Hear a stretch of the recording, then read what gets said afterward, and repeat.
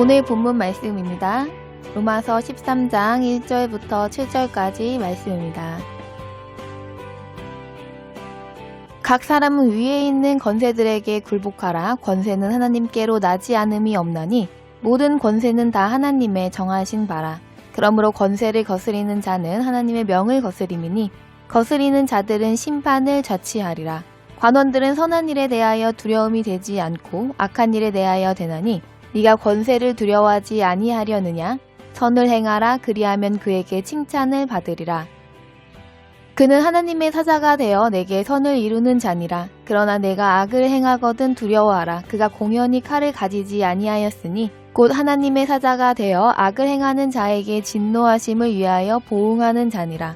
그러므로 굴복하지 아니할 수 없으니 노를 인하여만 할 것이 아니요 또한 양심을 인하여 할 것이라.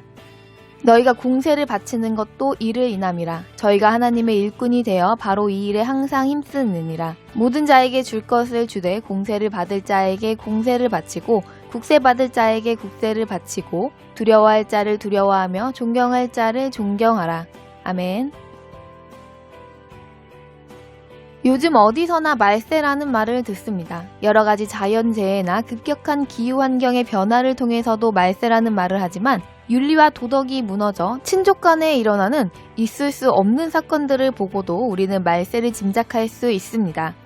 디모데후서와 베드로후서에서도 말세에 대하여 말씀하시기를 말세에 고통하는 때는 하나님의 질서를 외면하고 각자 자기의 정욕을 따라 좋은 대로 살아가는 시대라고 기록하고 있습니다. 부모를 거스르고 어린 사람이 어른을 무시하고 옳고 그른 것을 따지기보다 자신의 욕망을 채우는 것을 우선하여 사회적으로 지탄받을 패륜적 범죄가 흔한 현대 사회를 바라보면 현재가 말세라는 것을 깨달을 수 있습니다.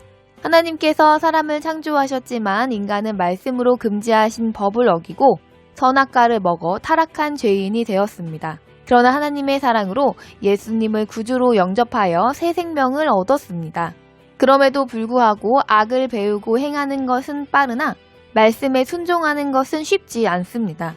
하나님께서는 이스라엘을 출애굽시키신 후 시내산에 이르러서 율법을 주셨습니다. 하나님께서 이들에게 율법을 주신 이유는 이스라엘은 애굽에서 건짐받았으므로 애굽과 다른 삶을 살아야 하는 것을 구체적으로 가르치신 것입니다. 이스라엘은 430년이라는 기나긴 시간을 애굽 땅에서 노예로 착취당하는 삶을 살았습니다. 애굽에서 태어나고 자란 그들은 강자가 약자를 착취하고 약자가 강자를 위하여 희생하는 것은 너무나도 당연한 일이었습니다. 하나님께서 그들에게 율법을 주시지 않았더라면 출애굽한 이스라엘은 애굽에서 살던 대로 살아갔을 것입니다.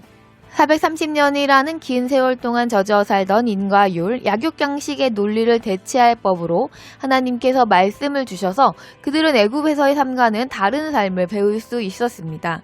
요즘 우리 사회에도 갑질 사건이 종종 알려지곤 합니다.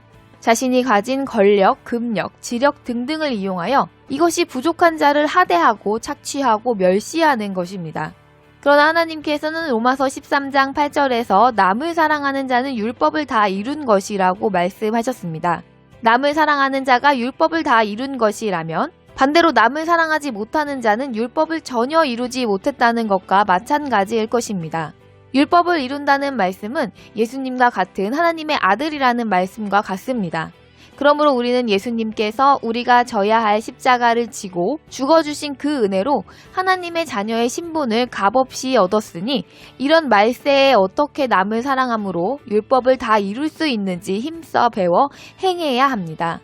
오늘 본문 1절에서 바울사도는 모든 권세는 하나님께서 정하셨으므로 권세자들에게 굴복하라고 말씀하셨습니다. 이어 2절에서도 권세를 거스리는 것은 하나님을 거스리는 것이므로 심판을 자초하는 것이라고 말씀하셨습니다.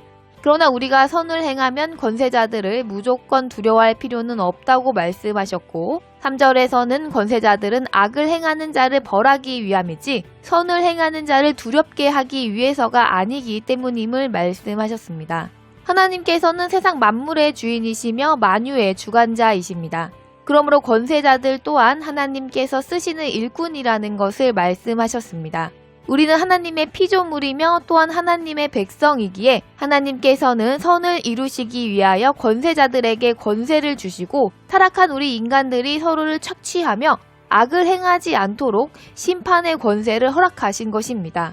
그래야 선을 행하는 연약한 이들이 안전하게 살아 하나님의 뜻을 이룰 수 있기 때문입니다. 천국 백성인 우리들도 세상 권세에 굴복하지 않을 경우에는 실질적인 고통과 죄안을 받게 됩니다. 누구나 정해진 법을 어기면 벌금을 내야 할 수도 있고 육신의 자유를 제한받을 수도 있으며 어렵게 획득한 중요한 자격이나 지위가 박탈될 수도 있기 때문입니다. 그러므로 자기 자신의 유익을 위하여서 세상의 권세에 굴복하며 또한 세상 권세를 얻기 위해서 힘든 과정을 거치는 것 또한 당연하게 생각합니다. 그러나 바울 사도는 5절에서 우리가 권세에 굴복함에 대하여 그저 노를 인하여만 할 것이 아니라 양심을 인하여 하라고 말씀하신 것을 우리는 깊게 생각해 보아야 합니다. 하나님께서는 교회를 세우시고 교회의 머리는 예수님이라고 하셨으며 우리는 그 몸의 지체라고 말씀하셨습니다. 우리들을 교회로 부르셔서 하나님의 사람으로 자라게 하시고자 세우신 인도자를 통해 우리는 하나님의 말씀으로 양육을 받습니다. 그러므로 우리를 인도하는 인도자의 권세는 세상의 권세자들의 권세와는 다르게 알아야 합니다. 세상 권세자들은 규칙을 정해두고 우리 중 규칙을 따르지 않는 이에게는 손해를 보게 되는 벌을 내립니다.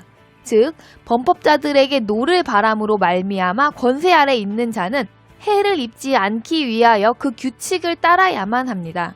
그러나 교회에서 하나님의 자녀를 양육하는 사역자는 우리에게 노를 바라여 억지로 규칙을 따르게 하는 법이 없습니다. 우리에게 본을 보이신 예수님께서도 마지막까지 멸시와 천대를 받으시면서도 제자들을 섬기며 사랑하셨습니다. 그러므로 우리는 세상 사람들과 마찬가지로 그저 노여움을 입어 불이익을 당하지 않기 위해서 세상 권세에 굴복하는 것에 그치는 것이 아니라 양심을 인하여서 굴복해야 합니다.